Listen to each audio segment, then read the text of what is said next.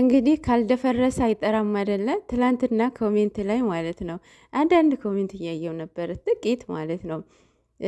ተሞሽረሽ ቤትሽ ማውጣት ነበረብሽ ማለት ትንሽዬ ኔጌቲቭ ኮሜንት ነበረ፣ ትንሽ ማለት ነው።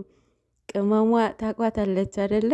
ምን ታመጣለች ብለው ያው ተሞሽረው መጥተውላቸዋል ዛሬ ማለት ነው። እና ደግሞ ማለት ነው ፎቶ ሳይ የኔ መሳቅ ነገረመኝና ማለት ነገረ ስራቸውን ያሳቀኝ። አንደኛ አክሮፈዋል፣ ሁለቱም አክሮፈዋልና ገረመኝ የእውነት በጣም ብቻ ማታ ምና ይሆናል ምን እንደሆነ ማለት ነው።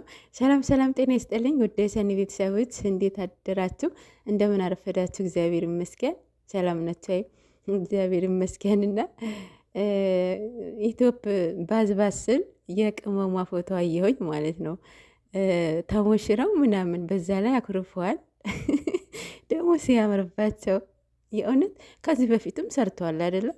ቡታጀራ ላይ በጣም ያበደ በጣም ቫይራል የወጣ የተወደደላቸው ቪዲዮ ሰርተዋል፣ ለማስተዋወቅ ማለት ነው። ቪዲዮና ሱፍ ለማስተዋወቅ ሰርተዋል።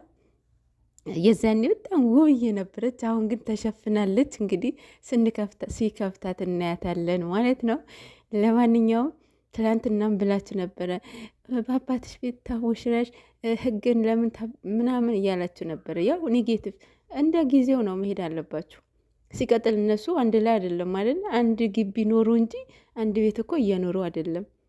ህጉና ደንቡ ጠንቅቀው የሚያውቁ ልጆች ናቸው ባይዘዌ እና አንድ ግቢ ኖሩ እንጂ አንድ ቤት እየኖሩ አይደለም ማለት ነው። እሱ ደግሞ በቪዲዮ ዴቱ ዴ እያሳዩችሁ ነው አይደል?